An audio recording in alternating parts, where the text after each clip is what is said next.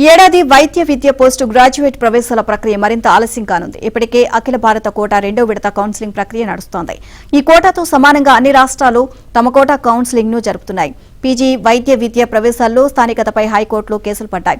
తెలంగాణలో ఎంబీబీఎస్ పూర్తి చేసిన ఇతర రాష్ట్రాలకు చెందిన వారిని స్థానిక కోటా కింద పరిగణించాలని హైకోర్టు తాజాగా తీర్పు ఇచ్చింది. దీనిపై రాష్ట్ర ప్రభుత్వం న్యాయ నిపుణులతో చర్చించి సుప్రీంకోర్టును ఆశ్రయించింది.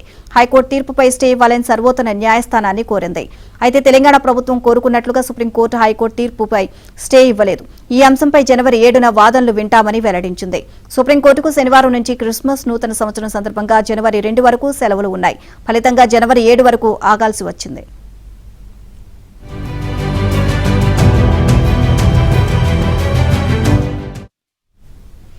పీజీ ప్రవేశాలకు సంబంధించి అన్ని రకాల ప్రవేశాలను ఫిబ్రవరి 5లోగా పూర్తి చేయాలి అన్న నిబంధన ఉంది. సుప్రీంకోర్టు గతంలో ఇచ్చిన మార్గదర్శకాల మేరకు ఈలోగా ప్రవేశాల ప్రక్రియ పూర్తి చేయాలి. జనవరి 7న సుప్రీంకోర్టు తీర్పు వస్తే అప్పటి నుంచి కౌన్సిలింగ్ ప్రక్రియ ప్రారంభించినా ఫిబ్రవరి 5లోగా పూర్తి చేయడం సాధ్యం కాదు అన్న అభిప్రాయాలు వ్యక్తమవుతున్నాయి.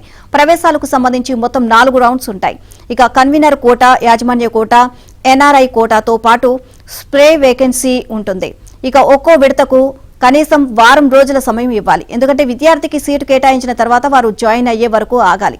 అనంతరం మరో విడత కౌన్సిలింగ్ చేపట్టాలి. ఇలా తక్కువ సమయంలోనే అన్ని రకాల కౌన్సిలింగ్ ను ఎలా చేపడతారు అని వేడుకలు ప్రశ్నిస్తున్నారు.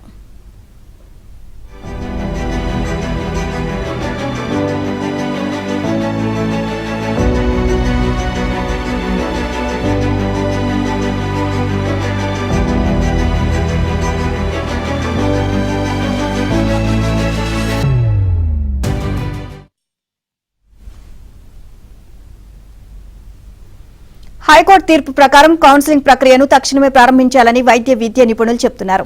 అయితే విద్యార్థులకు కేటాయించిన సీట్లు సుప్రీంకోర్టు ఇచ్చే తుది తీర్పు ఆధారంగా ఉంటాయని ముందే స్పష్టం చేయాలి.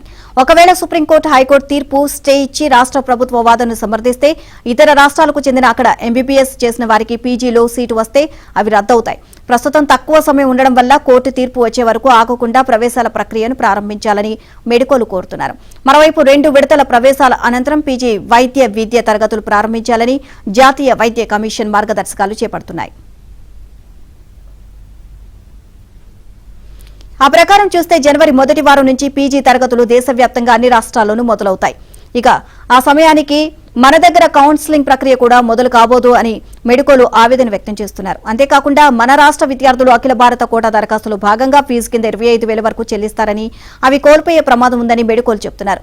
మన రాష్ట్రంలో 1300 వరకు పీజీ సీట్లు ఉన్నాయి. వాటిలో 50% ఆల్ ఇండియా కోటాకు వెళ్తాయి. ఆ కోటాలో 650 సీట్లకు ఇప్పటికే మెడికోలు కౌన్సిలింగ్ కమిటీ ప్రక్రియను దాదాపు పూర్తి చేసింది.